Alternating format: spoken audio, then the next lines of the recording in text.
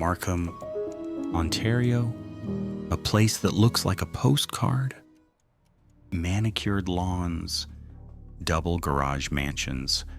The air is clean, the streets are safe.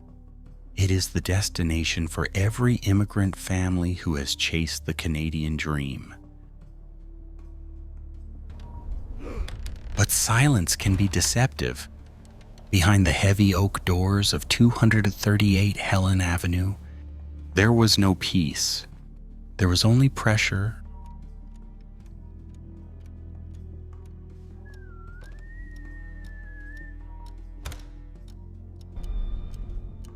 This was the kingdom of Hue Han and Bich Ha Pan, two refugees from Vietnam who worked overtime shifts at a car parts factory to build an empire of expectations.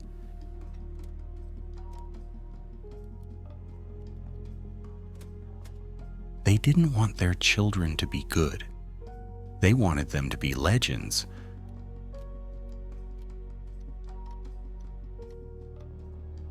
Enter Jennifer, born in 1986, the firstborn, the golden child. She was being programmed, not raised. There is a specific kind of mental flexibility that we need to develop. We see this often in tiger parenting dynamics. The child is not viewed as an individual with their own soul. They are viewed as an extension of the parent's ego. When Jennifer won a trophy, her father smiled. When she fell, he looked away. She learned a tragic lesson very early.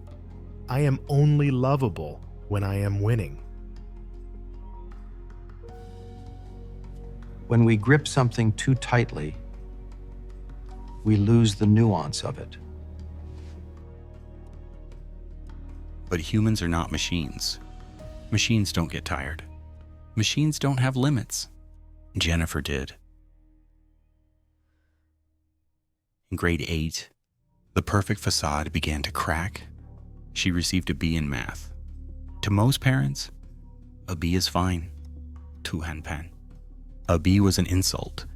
It was a sign of laziness. It was a betrayal of his sacrifice. Jennifer looked at the report card. She imagined the shouting, the disappointment, the silence at the dinner table. She couldn't face it. So she made a choice that would define the next decade of her life.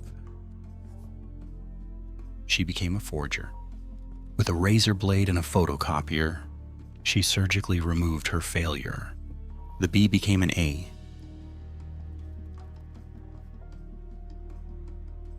It worked.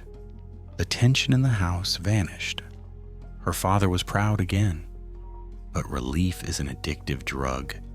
Once you taste it, you want more.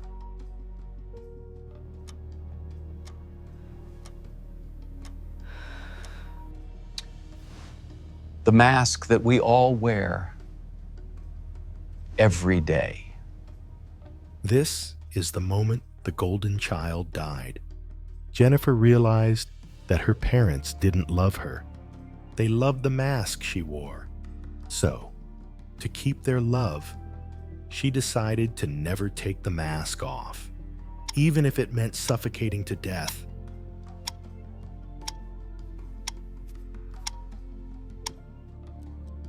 One lie became two.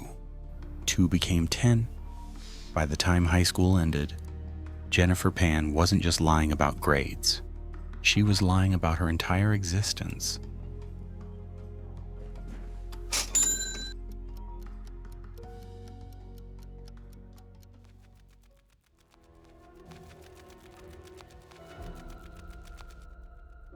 September 2000 fear.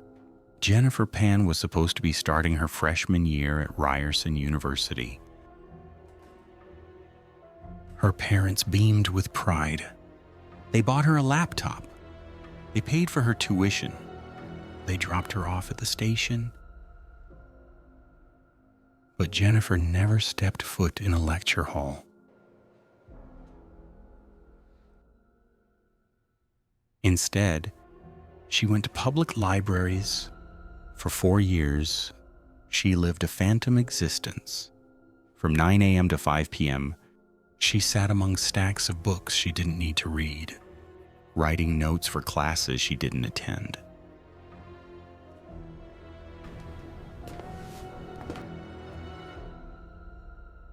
One thing that always fascinates me is the way that individuals can rationalize their behavior. This goes beyond simple lying. This is pathological reality construction. Most liars lie to get something. Jennifer lied to be someone. In those libraries, she wasn't a failure. She was the dutiful daughter. She was constructing a reality where she was worthy of her parents' love. The lie became her oxygen. To stop lying meant to suffocate.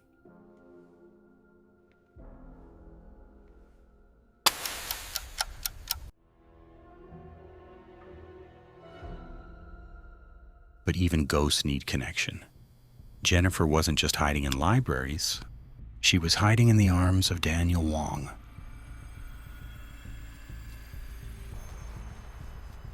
Daniel was everything Han Pan hated. He was a high school dropout. He worked at a pizza place. He dealt marijuana. He was the garbage.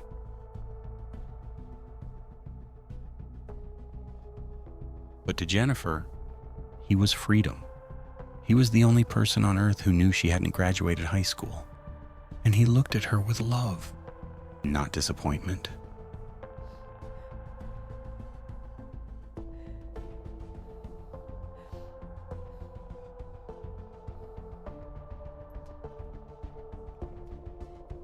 He became her anchor in the storm. And when you try to take an anchor away from a drowning person, they don't just panic, they fight. August 2008, the house of cards began to shake. Jennifer claimed she was volunteering at Sick Kids Hospital. Han Pan, suspicious of the late nights, decided to verify.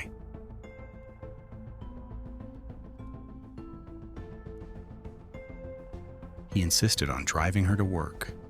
Then, he did the unthinkable. He asked to come inside. Jennifer panicked. She made excuses. She forgot her ID. Han Pan picked up the phone and called her friend, the one Jennifer claimed was her supervisor.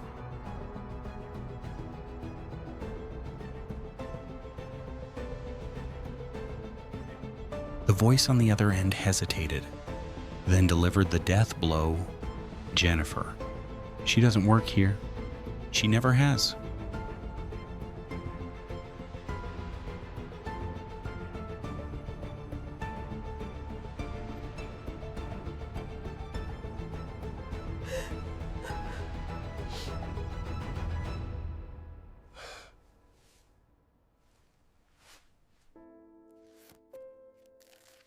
The explosion was silent, but nuclear. Jennifer confessed to everything. The fake diploma, the fake job, the library days.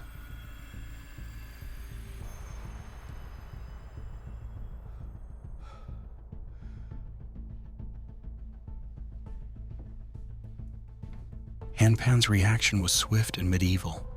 At 22 years old, Jennifer was placed under total house arrest.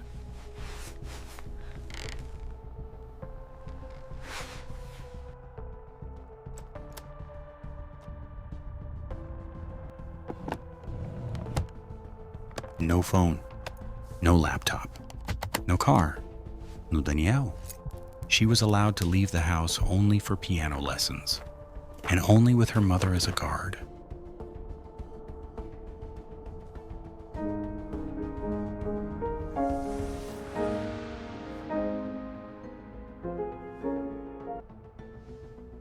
The level of control was forensic. Han Pan checked the odometer on the car to ensure she hadn't driven a single kilometer off route. He tracked her every breath.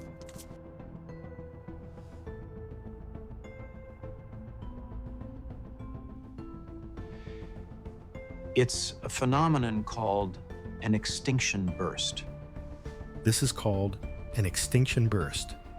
When a controlling figure feels their authority slipping, they double down, they tighten the grip until they crush the object they are holding. They thought they were fixing their daughter. In reality, they were building a pressure cooker without a safety valve.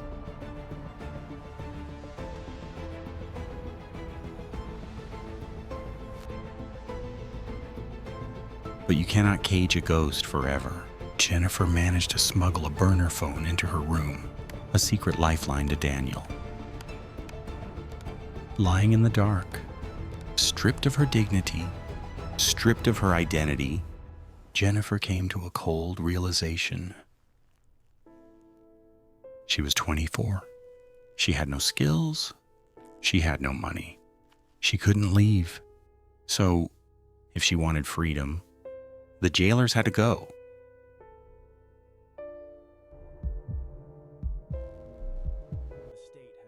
The house of cards had fallen.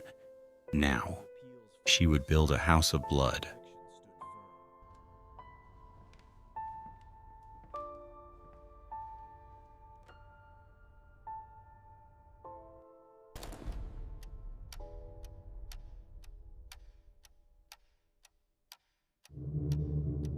November 2010. The plan was set. Jennifer didn't need a hitman from the movies. She needed a homeboy. Through Daniel Wong, she contacted a man named Lenford Crawford. The price of her parents' lives, $10,000. Less than the cost of the car they bought her. Less than the tuition they paid for a degree she never earned.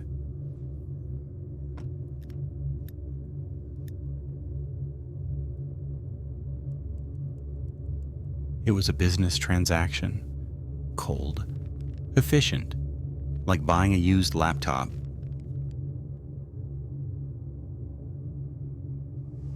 They were just objects on a chessboard for a lull. Psychopaths often view people as objects, obstacles to be removed on a chessboard. To Jennifer, her parents were no longer mom and dad. They were simply walls standing between her and Daniel. And walls need to be demolished.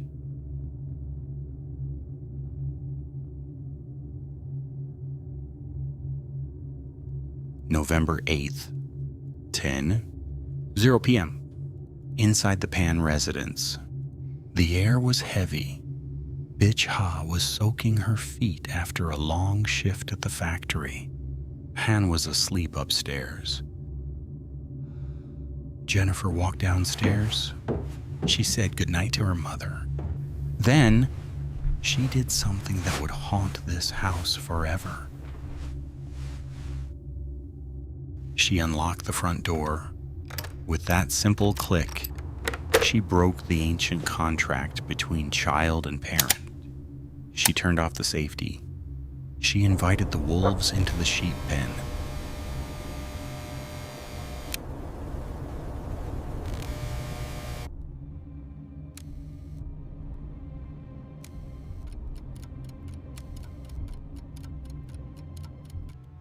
Ten, 30 p.m. 3 men stormed in. David Milvaganam, Lenford Crawford, and Eric Carty, guns drawn, voices shouting. The sanctuary was breached.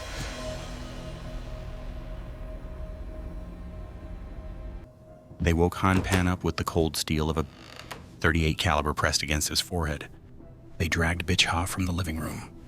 It was staged to look like a robbery. They demanded money. They demanded Jade. But they didn't take the wallet sitting on the counter. Instead, they took the parents to the basement. The sound of duct tape tearing filled the hallway. Han and Bitch Ha were tied up, hands behind their backs, blankets thrown over their heads. They sat in the dark, confused, terrified, waiting for their daughter to save them, not knowing she was the director of this play.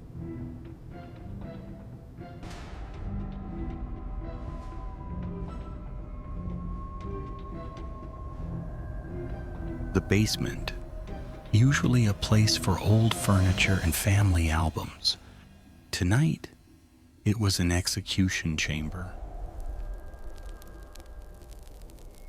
There were no final words, just physics.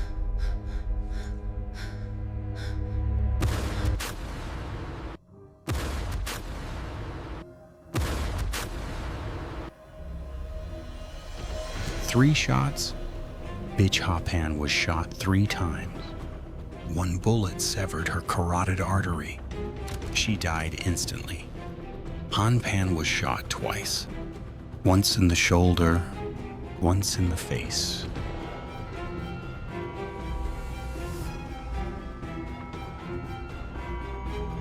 The intruders fled out the back door, leaving behind the acrid smell of gunpowder and a silence that screamed,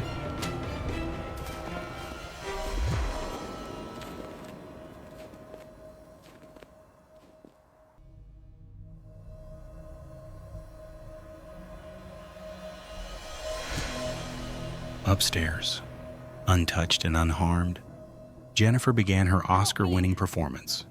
She called 911. No, help me. Ma'am, stay calm. 911, what is your emergency? Help me. Someone broke in. I hear gunshots. My parents. Hello. What? The human brain can interpret a situation and simulate the panic reaction. Listen closely. Is it panic or is it projection? Most victims hide. They whisper. They are terrified. The killers are still inside. Jennifer was loud. She was hysterical. She was ensuring the recording captured her grief.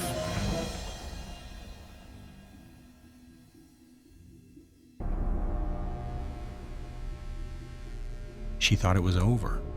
She thought she had written the perfect ending. The parents die. The daughter inherits. The lovers reunite. But in the basement, amidst the blood pooling on the concrete floor, a finger twitched. Han Pen was not dead.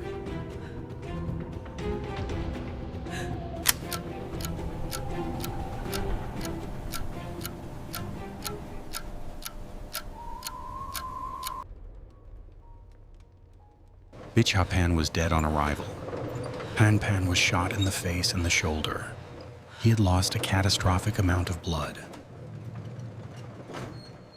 The doctors at Sunnybrook Hospital prepared for the worst, but the human body is stubborn, and Han Pan was a fighter.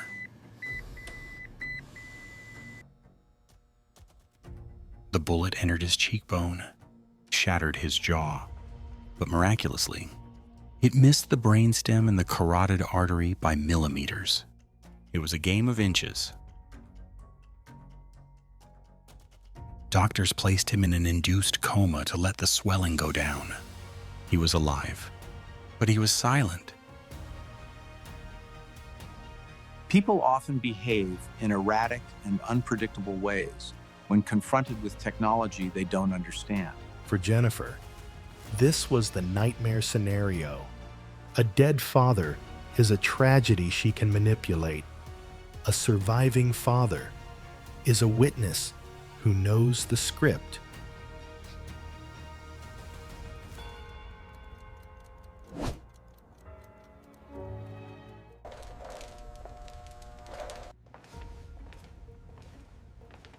While surgeons fought for her father's life, Jennifer was fighting for her narrative. She sat across from Detective Bill Gewitz. She played the role of the traumatized victim perfectly, or so she thought. She told a story about random intruders, about how they tied her hands behind her back.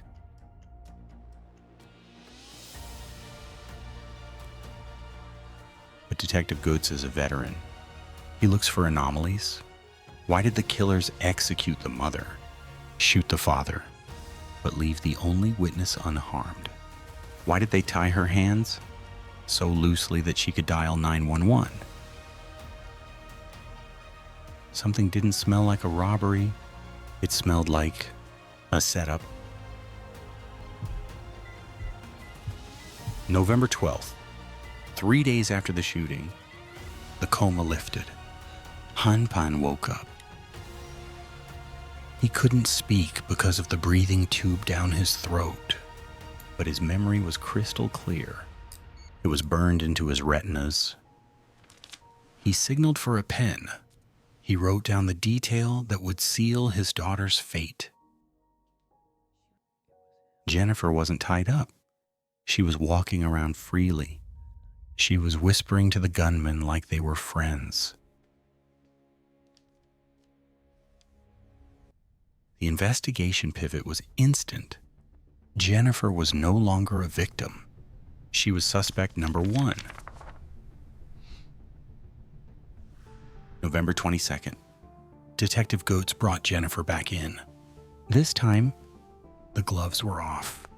He decided to use a controversial tactic: the bluff. I'm going to ask you a question.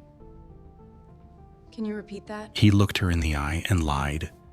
He said, "Jennifer, we have infrared satellites tracking heat signatures in the neighborhood. We saw you outside. We saw you signaling the gunman." It was pure fiction. Local police do not have access to military satellites. But to a girl who lived her whole life in a library, it sounded like science.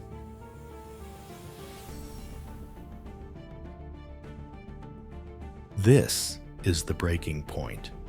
A pathological liar believes they are smarter than everyone else. But when confronted with technology, they don't understand. Their confidence collapses. Watch her body language. The rocking back and forth. The covering of the face. The mask is shattering.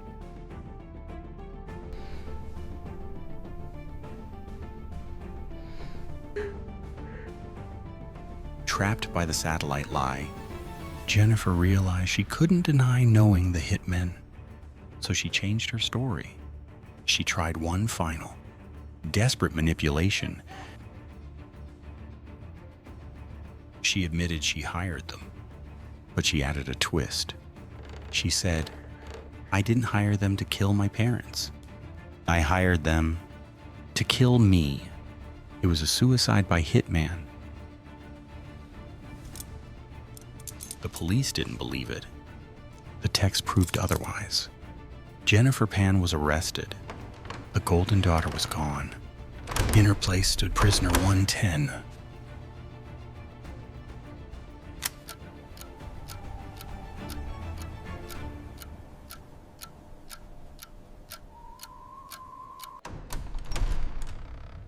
January 2014. The trial began. It wasn't a trial. It was a funeral for a living family. Jennifer Pan sat at the defendant's table. She wore a white blouse, glasses, her hair tied back. She looked like the librarian she pretended to be.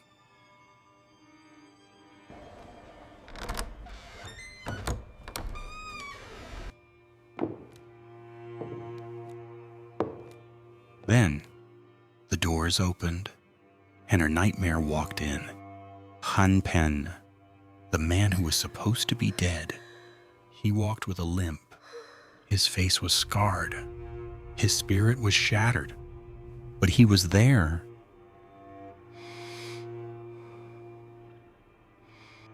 In psychology, this is the narcissistic injury.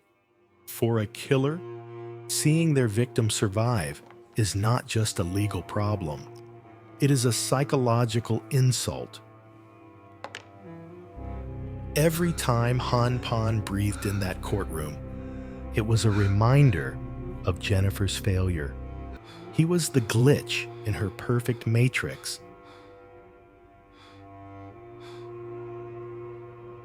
I didn't want this. Jennifer I took the never stand. wanted this to happen. She didn't defend herself with logic. She defended herself with tears. She painted a portrait of a broken child.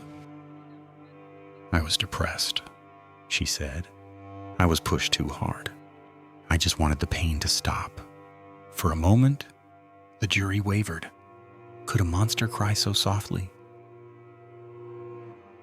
The Crown will show that these messages are central to the timeline of events. But sympathy dies in the face of evidence.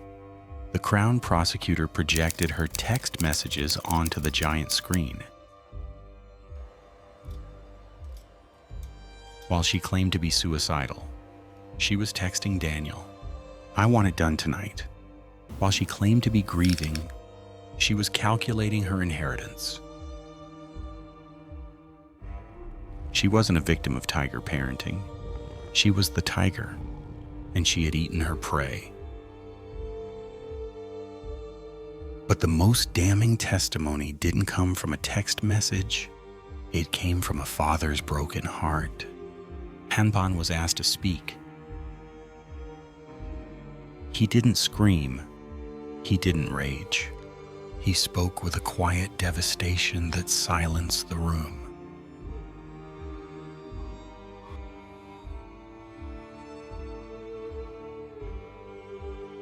When I lost my wife, I lost everything. I don't have a home anymore. I just live in a house. Then he delivered the final blow. He requested a permanent no-contact order.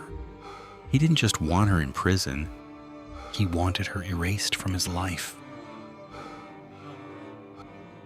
This is the ultimate tragedy.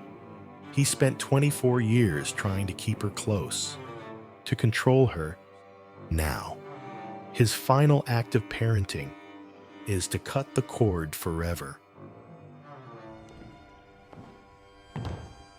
December 13th, 2014, the jury returned Jennifer Pan, Daniel Wong, Lenford Crawford, David Milvaganam.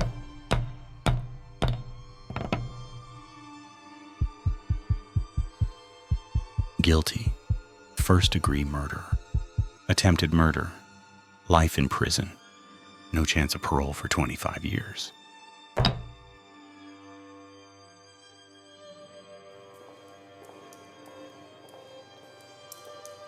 Jennifer Pan spent her life trying to escape the prison of her parents' expectations. She lied.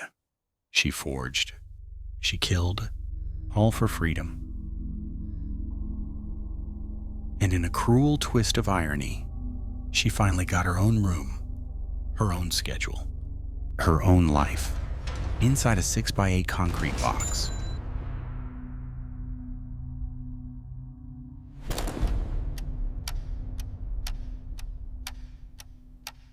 Ten years have passed. The police tape is gone. The blood has been scrubbed from the basement floor, but the stain remains. In the real estate world, 238 Helen Avenue is what they call a stigmatized property, a house with a memory, a house that screams. Han Pan still lives there, alone. He tried to sell it, but buyers whispered and walked away, so he stays the king of a crumbling kingdom.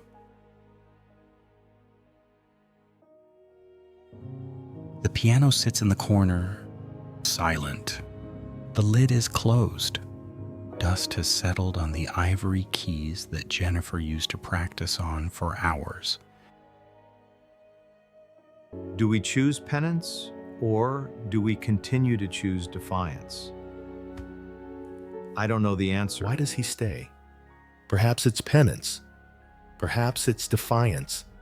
Or perhaps it's the only place where he can still feel the ghost of the family he destroyed. and the family that destroyed him.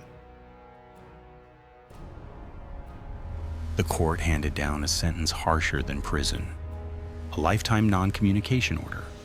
Jennifer Pan is forbidden by law from ever speaking to, writing to, or seeing her father and her brother Felix again.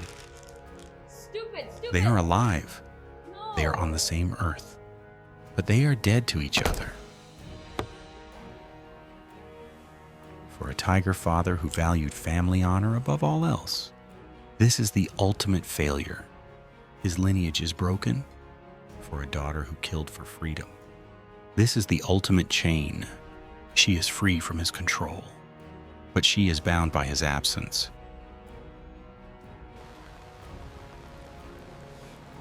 The Jennifer Pan tragedy is not an anomaly.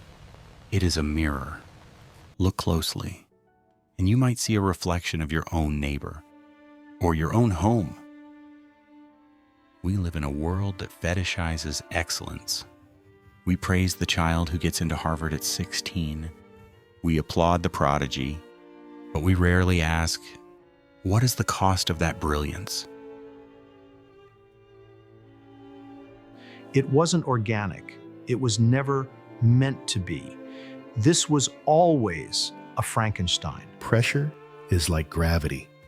It is invisible, but it can crush bones. Jennifer Pan was not born a monster. She was engineered. She is a Frankenstein's monster created by great expectations.